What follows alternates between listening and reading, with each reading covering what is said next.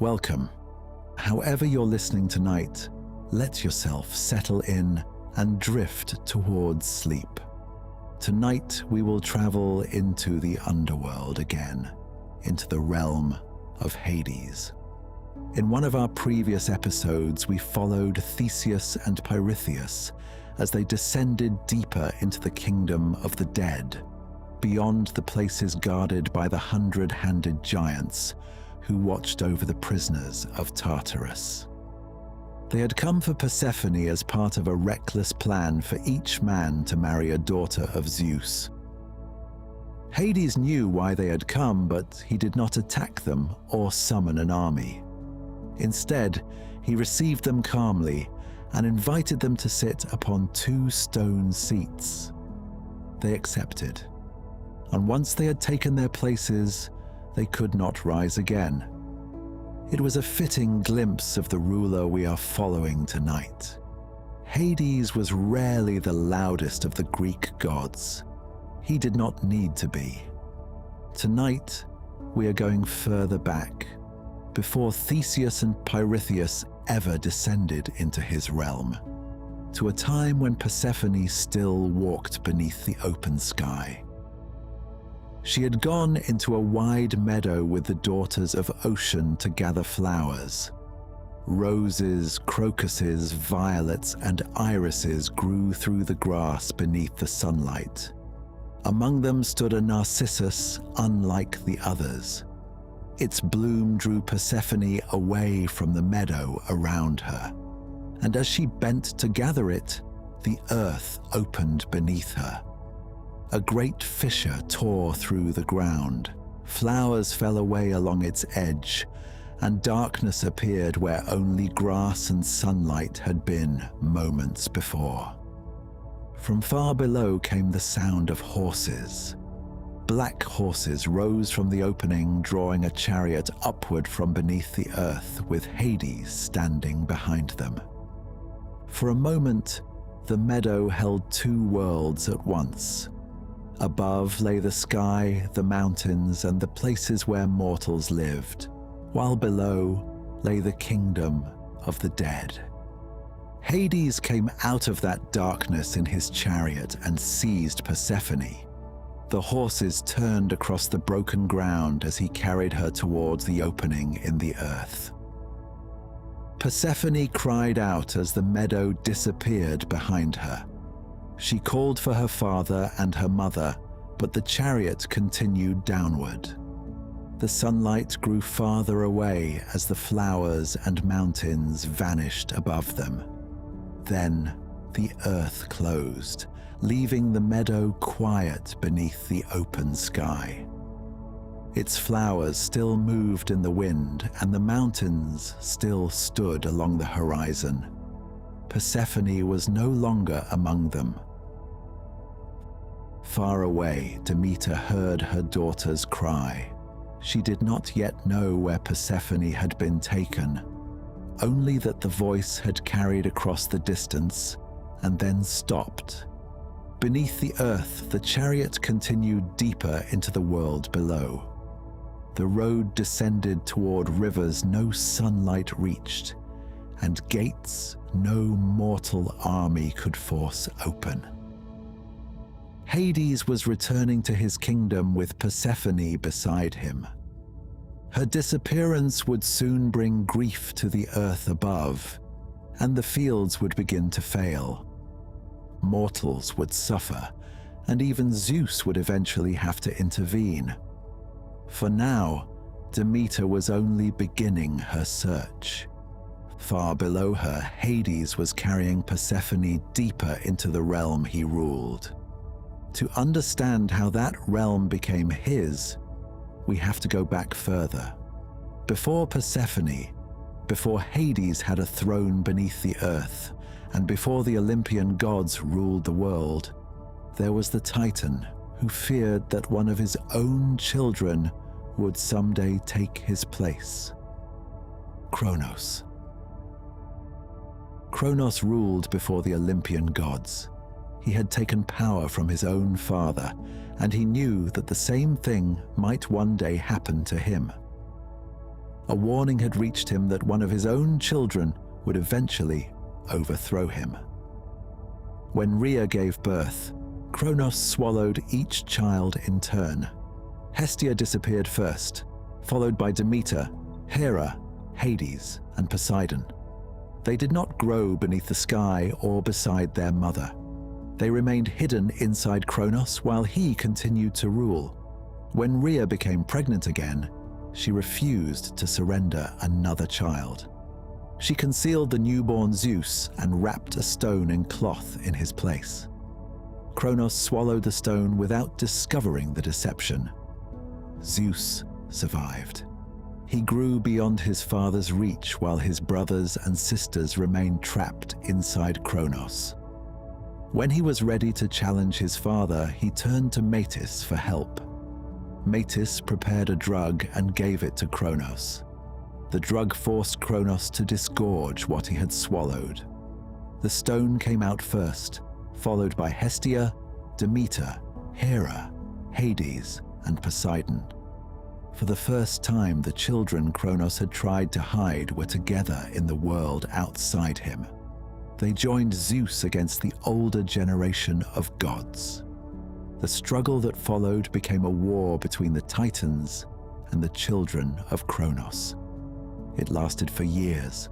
Neither side could bring the conflict to an end, and the older gods still held their power. Then Zeus released ancient prisoners who had been confined deep beneath the earth. Among them were the Cyclopes. They repaid their freedom by giving weapons to the three brothers who would soon dominate the new order. Zeus received the thunderbolt. Poseidon received the trident. Hades received a helmet that could hide its wearer from sight. The gifts changed the balance of the war. Zeus could strike with thunder from the sky, while Poseidon carried a weapon powerful enough to shake the earth and sea. Hades could move unseen beneath the protection of his helmet. The Titans were finally defeated. Their power was broken, and the younger gods became the new ruling generation. Kronos had spent years trying to prevent his children from replacing him. In the end, the children he had swallowed helped bring his rule to an end. Victory left the three brothers with a world that had to be divided. Zeus, Poseidon, and Hades cast lots for the great regions of creation.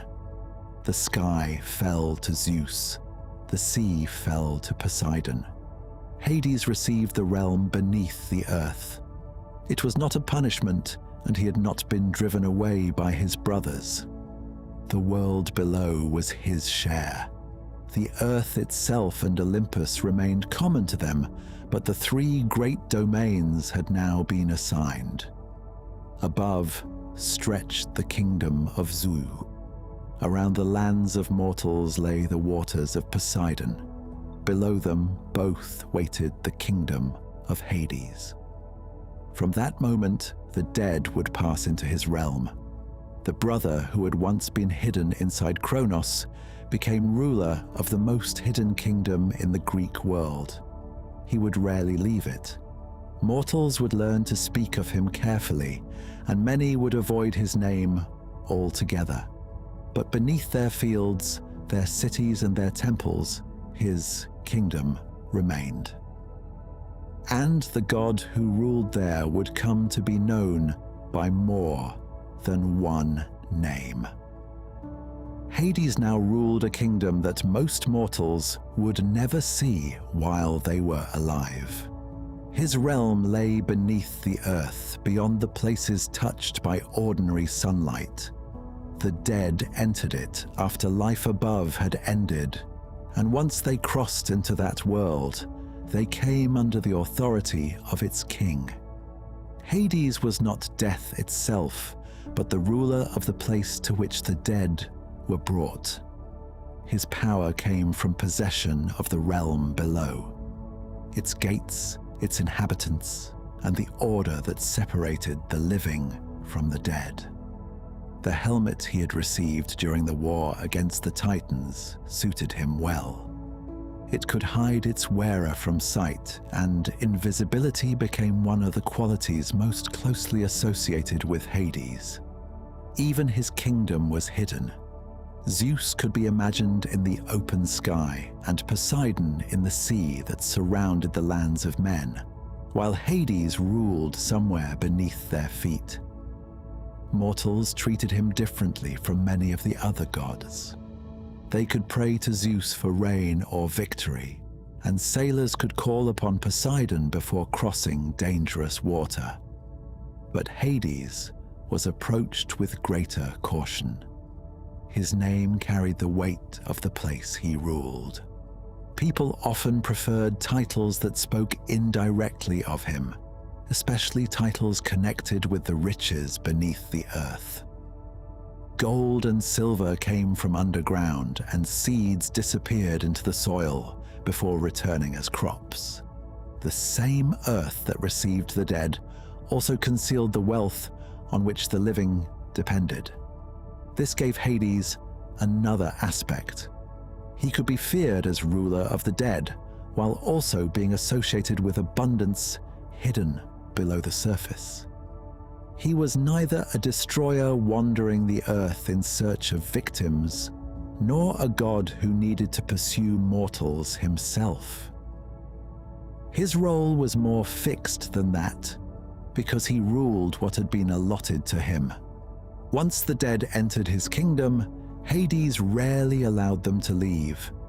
The boundary between the upper world and the lower one became one of the most important features of his rule. Heroes could cross it only under extraordinary circumstances. Gods could pass between worlds more freely, but mortals were not meant to travel down into Hades and then return to sunlight as if nothing had happened. The kingdom below was supposed to hold what had entered it. Hades guarded the division between the living above and the dead below. Unlike Zeus and Poseidon, Hades rarely entered the affairs of mortals. Zeus descended from Olympus or intervened from above, while Poseidon crossed the seas, raised storms, and appeared again and again in the journeys of heroes. Hades usually remained in his own domain. When he emerged into the world above, it mattered because leaving his kingdom was unusual. Others came to him instead. Every city above him changed, and every generation eventually disappeared. Kings died, armies vanished, and heroes who once filled entire landscapes with their stories became part of the silent population below. Hades remained where he had been placed when the world was divided. His authority did not depend on conquest after conquest, because it rested on the one boundary no mortal could permanently escape. There was, however, one moment when Hades left his hidden kingdom for something he wanted from the world above. He had seen Persephone. The daughter of Demeter would become queen beside him, but her arrival in the world below would bring the living earth close to ruin. The story of Persephone began in the meadow, but what followed was not only about the moment Hades carried her away.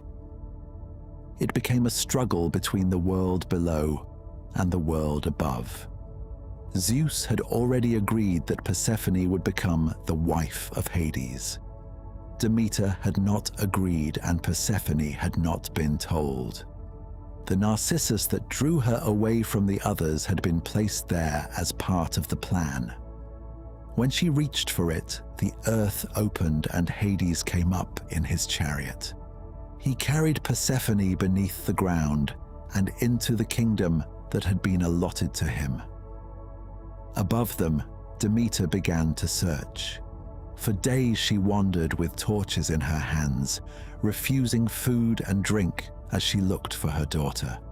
No one would tell her what had happened. At last, Helios revealed the truth. Persephone had not vanished by accident. Zeus had given her to Hades, and Hades had taken her below to become his wife. Demeter's grief turned into anger. She withdrew from the company of the gods and stopped allowing the earth to produce as it had before. Seed remained hidden in the ground, and the fields no longer gave mortals the harvest they depended upon. The change spread across the world above. If it continued, human beings would die, and the gods would lose the sacrifices and honors that came from mortal hands.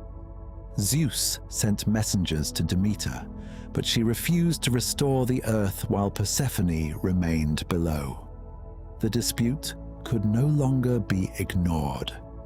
Zeus finally sent Hermes into the underworld with an order for Hades to release Persephone so that she could return to her mother.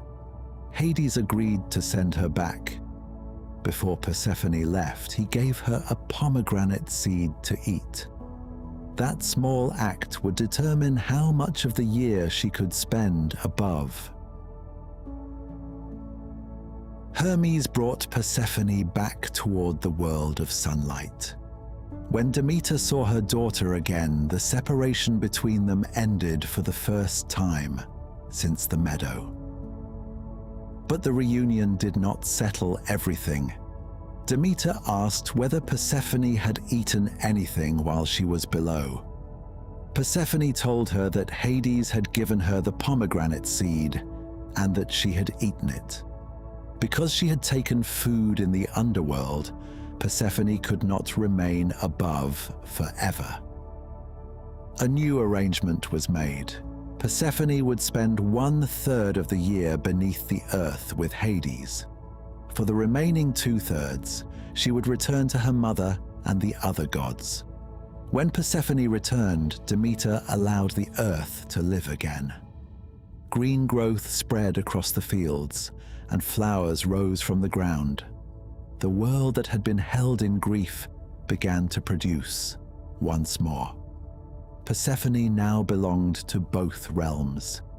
Above, she was the daughter Demeter had searched for across the earth.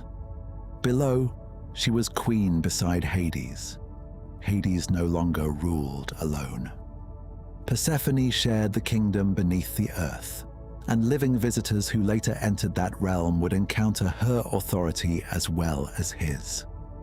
The world below now held two truths that mortals could see in the ground beneath them. The dead disappeared beneath the earth and did not return to ordinary life.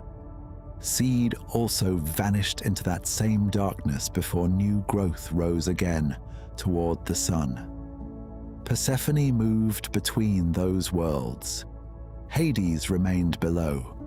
He continued to rule the kingdom that had become his share after the fall of the Titans.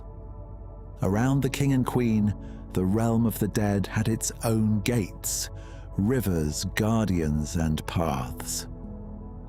The kingdom of Hades began at the point where the world of the living could no longer follow.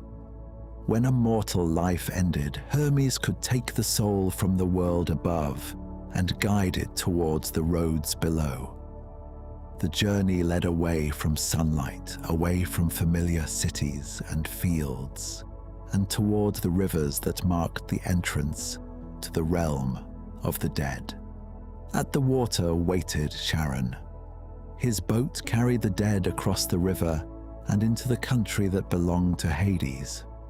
The crossing was quiet, and the shore behind them became the last edge of the world they had known. Beyond the water stood Cerberus. The great hound guarded the entrance with several heads watching the road at once. The dead could pass inward, but the gate was not meant to open again for those who had entered. Past Cerberus, the underworld widened. The paths led through a landscape without ordinary daylight, where rivers moved through darkness, and the voices of the dead gathered in the distance. The Styx flowed there, carrying a name so powerful that even the gods could bind themselves by an oath sworn upon it. The dead who entered this country were no longer as they had been in life. A king arrived without the army that had obeyed him. A warrior arrived without the strength of his living body. The wealthy could bring nothing that restored the breath they had lost. They came as shades, carrying memory rather than power. Some remembered their families. Some remembered battles. Some remembered the cities where they had once walked beneath the sun. And all of them had crossed into the realm ruled by Hades. At the center of that world stood the house of its king. Hades sat there with Persephone beside him. The god who had once received the underworld by lot now ruled it as a settled kingdom, and Persephone shared that authority as its queen. The court of Hades was not empty. Minos could be seen among the dead, holding his scepter and settling disputes between them. Around him gathered shades waiting to speak, while beyond the court stretched the larger population of the underworld. Hades did not need to search for those who belonged to him. They arrived generation after generation. The river carried them inward. Cerberus guarded the gate behind them. Hermes returned to the world above for others, and the kingdom continued to fill. The dead were not all alike, and neither were their fates. Some existed among the countless shades who had passed from ordinary life. Others became famous even after death because of what they suffered, what they remembered, or what they had done before entering the world below. A few names were spoken again and again. Tantalus stood tormented by food and water he could never reach. Sisyphus pushed his stone upward only to see it fall again. Other figures remained fixed in punishments that seemed to turn a single act into an endless condition. But these punishments were only part of the kingdom. Most of the dead were not legendary criminals or enemies of the gods. They were simply people whose lives had ended. Farmers, sailors, children, old men and women, warriors who had survived many battles, and others who had died in their first. The underworld held them all.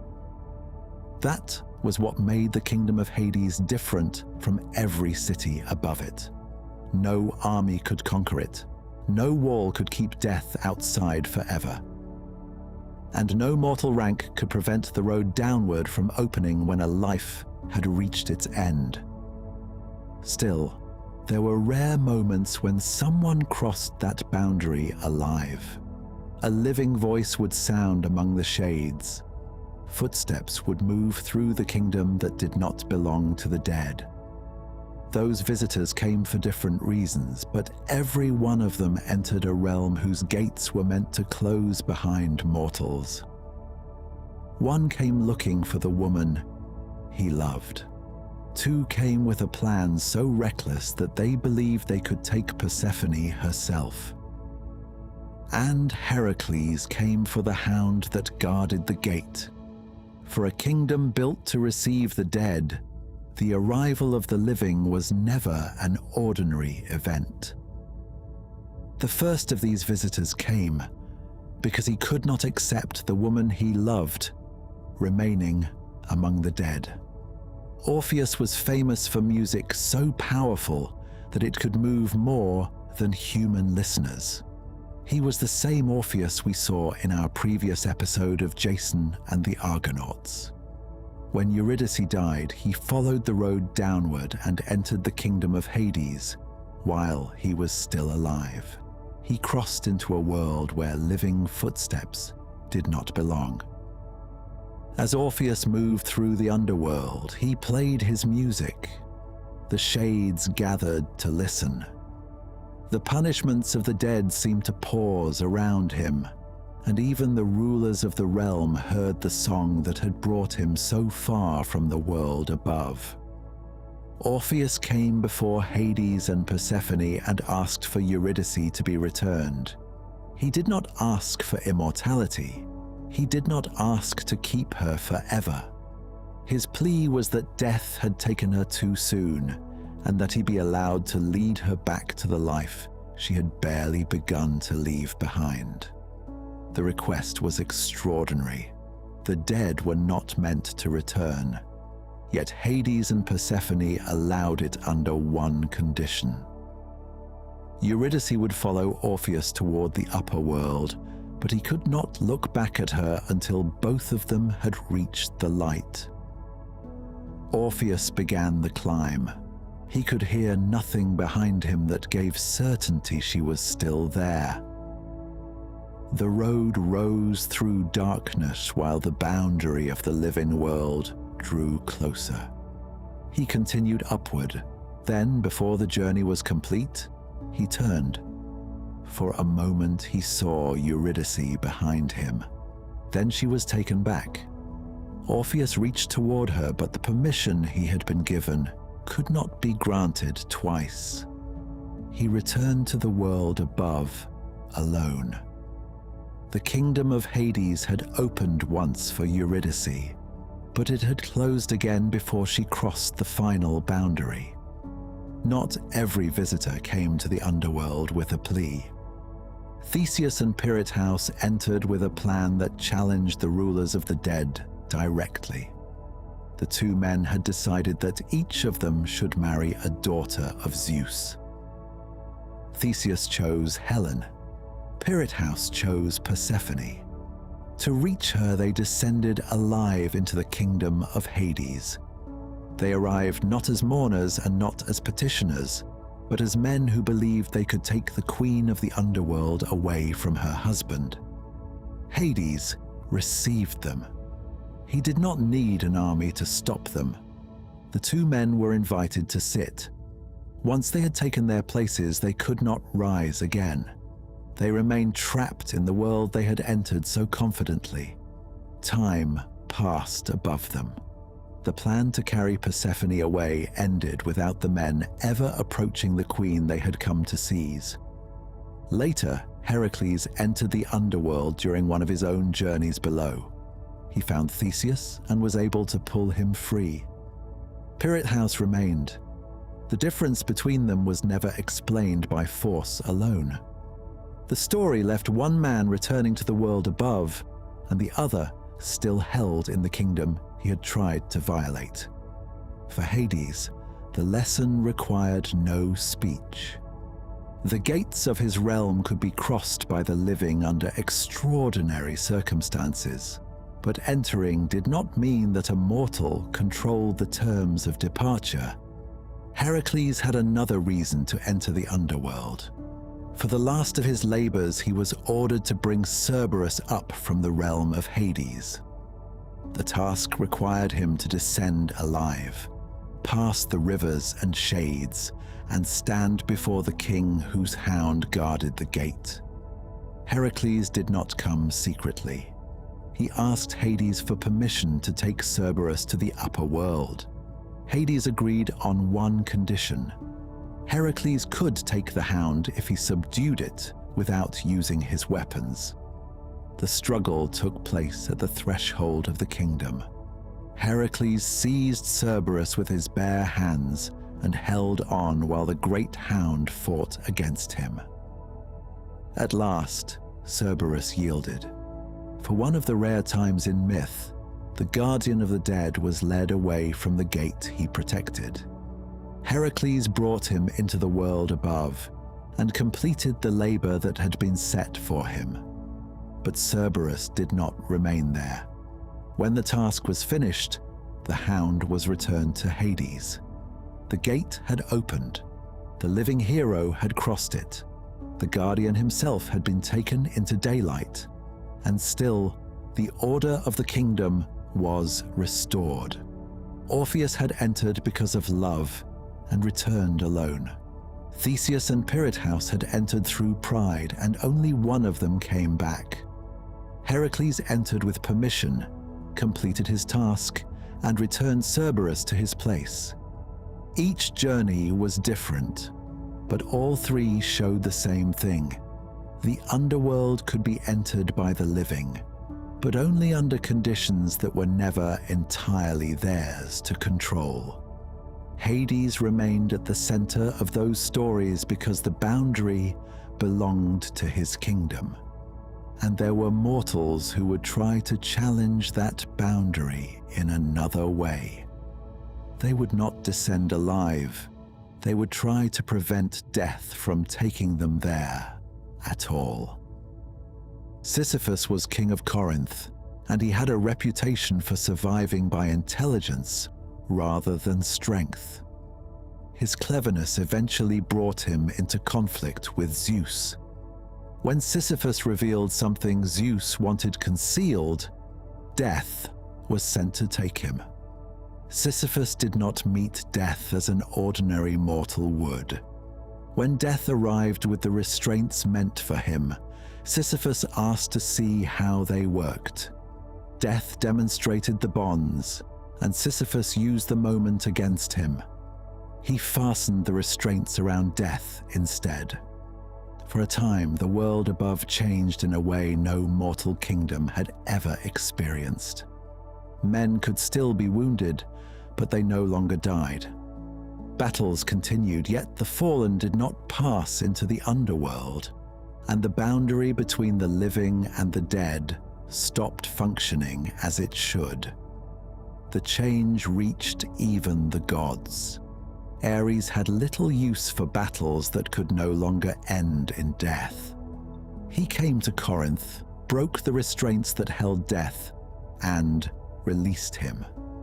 Sisyphus had delayed the journey below, but only for a while. Once death was free again, Sisyphus was taken at last into the kingdom of Hades. Even then, he had prepared another escape. Before his death, Sisyphus had instructed his wife not to perform the funeral rites that were normally given to the dead. His body was left without the honors he had deliberately arranged to be denied. When Sisyphus reached the underworld, he complained that his wife had failed in her duty. He asked to return to the world above so that he could punish her and put the neglected rites in order. The request depended on deception.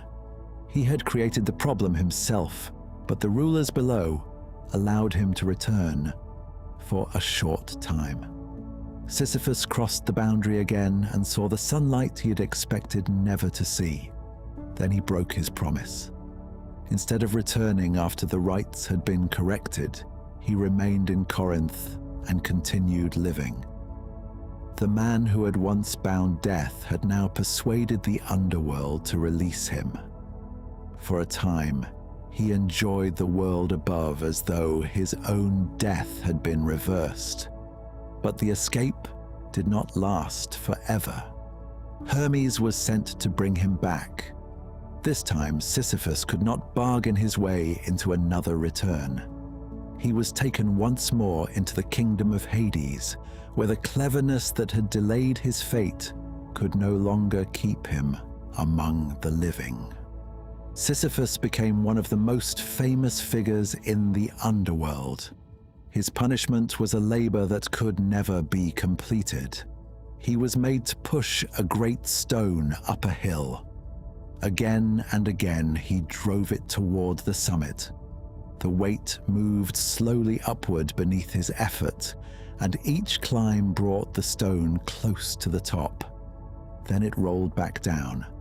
Sisyphus followed it to the bottom and began again. There was no final ascent. There was no moment when the stone remained where he had placed it. The labor always returned to its beginning.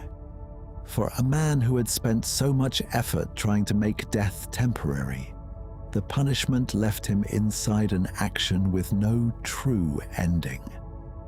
His story challenged the order of Hades in a different way from the living visitors who had descended into the realm.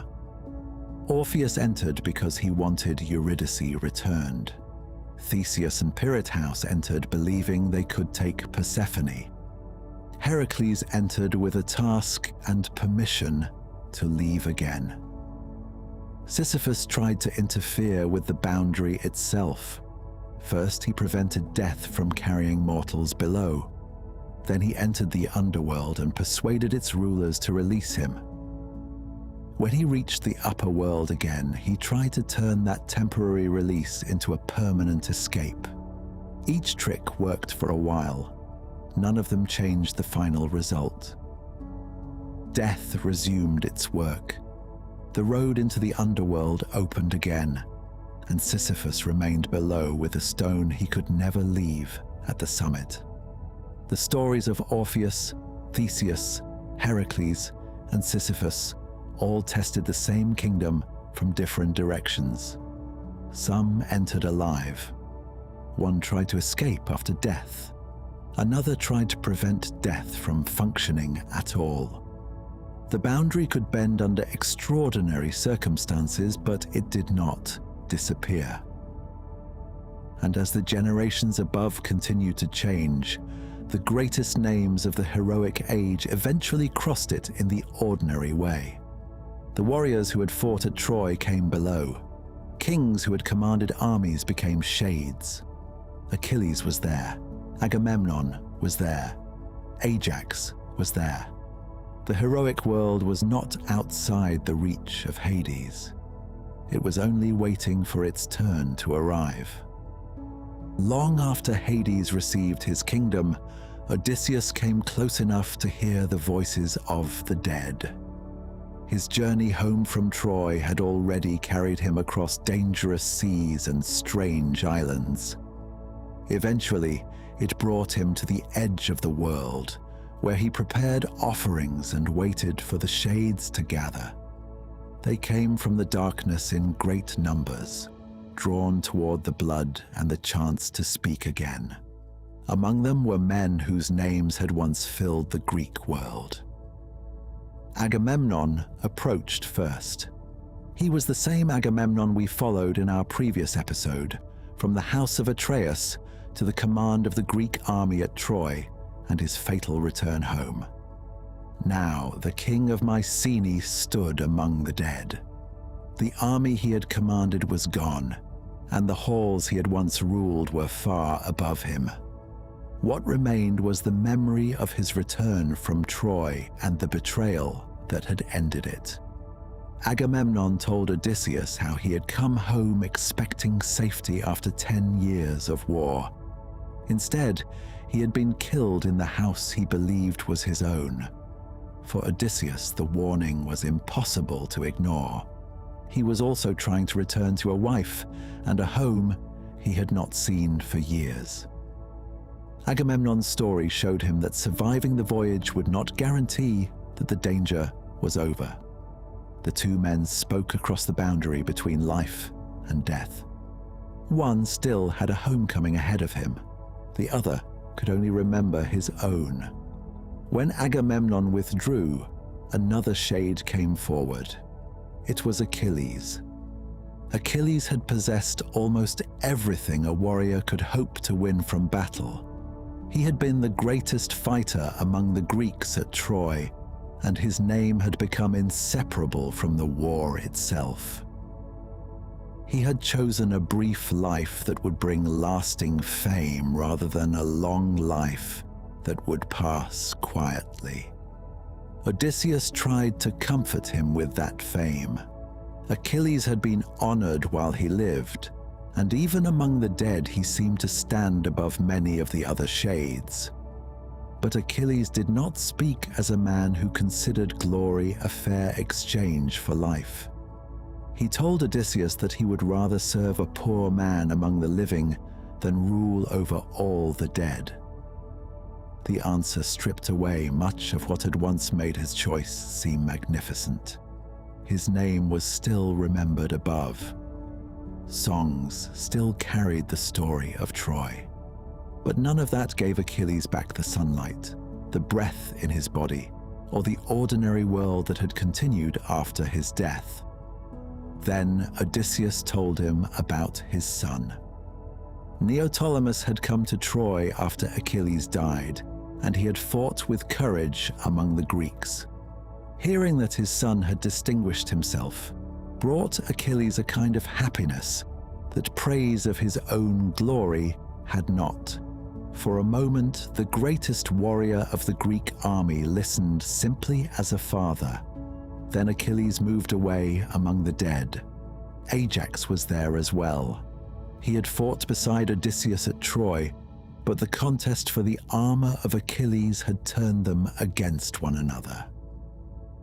Odysseus had won the armor, and Ajax had died with the bitterness of that defeat still unresolved. Odysseus tried to speak with him.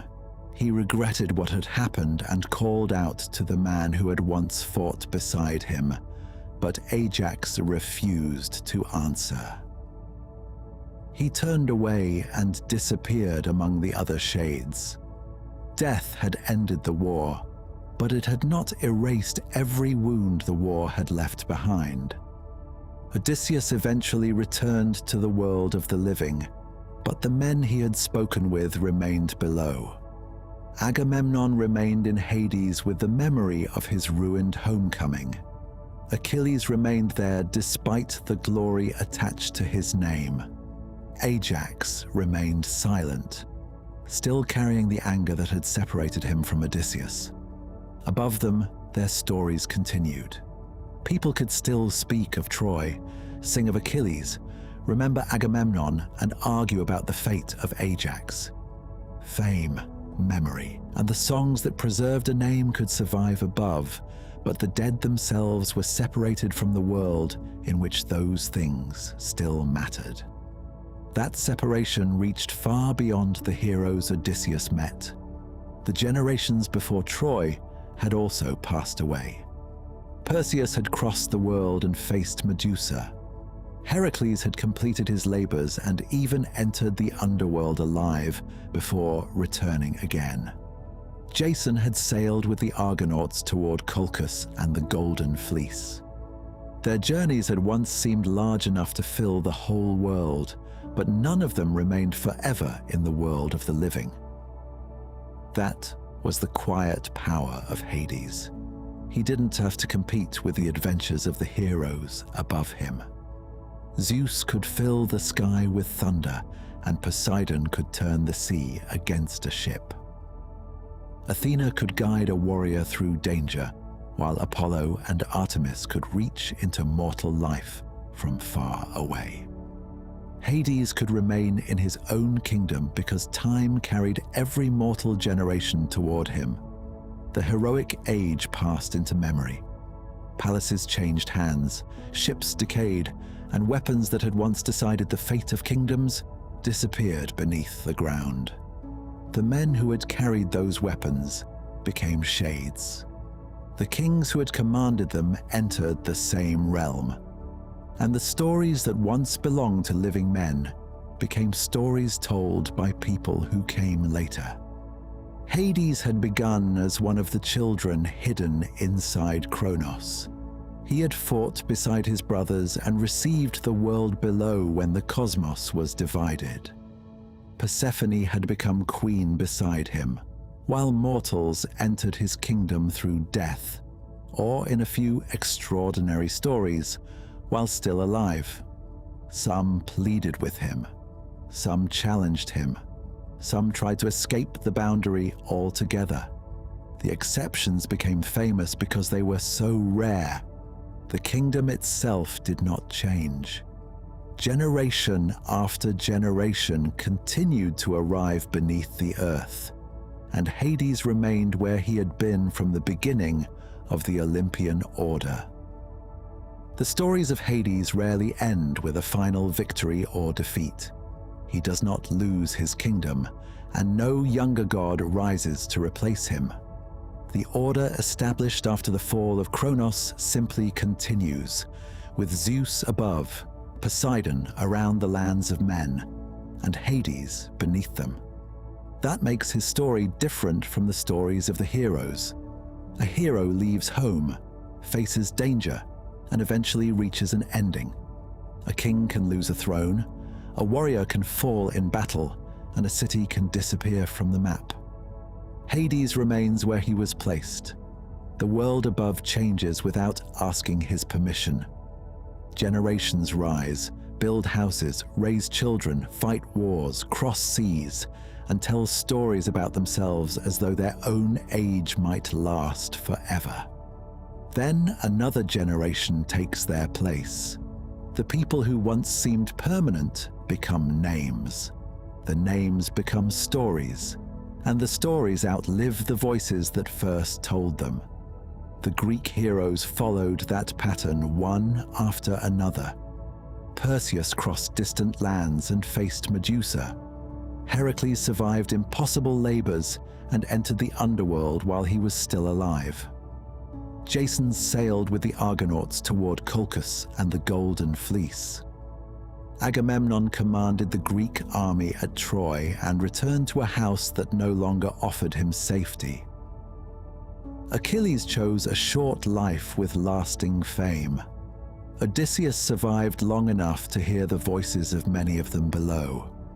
Their lives were different, but none of them escaped the movement that carried mortals from the world above into the kingdom beneath it. Hades did not need to defeat those heroes. Time did that for him. His power was not the power of conquest. It was the permanence of the place he ruled. That permanence did not make the underworld simple. It could be feared as the destination of the dead, yet the earth above it still produced grain, flowers, metals, and wealth. Persephone moved between the two realms, carrying the memory of the meadow into the kingdom below and returning each year to the world of her mother. Hades did not make that journey with her. He remained beneath the earth. That was where mortals imagined his gates, his rivers, his hound, and the countless shades who had passed beyond ordinary life. It was also where the greatest figures of the heroic age eventually became part of the same silent world. For the living, their stories continued.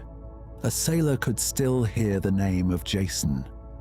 A warrior could still hear the name of Achilles. A king could still hear the name of Agamemnon. A child could still hear of Perseus looking upon Medusa through the reflection of a shield. The dead could no longer return to live those stories again, but memory kept carrying them forward. That is why the Greek world never truly ends at the boundary of Hades. Its heroes disappear into his kingdom, but their names remain above. The palaces fall, the ships vanish, the old roads are buried, the temples become ruins. Still, the stories survive. And beneath all of them waits the same ruler who received his portion of the world when the sons of Kronos divided creation. Hades began as a child hidden inside his father. He became a brother in war, then a king beneath the earth. He took Persephone into that kingdom, and she became queen beside him. He received the dead, faced the living who entered his realm, and watched generations of heroes arrive, one after another. By the end of the heroic age, nearly every road we have followed through Greece leads toward his kingdom. That is where this journey through the Greek world can end. Not with a final battle, not with a throne overturned, but with the quiet certainty that even the greatest stories eventually pass into memory. Above, the world continues. Below, Hades remains.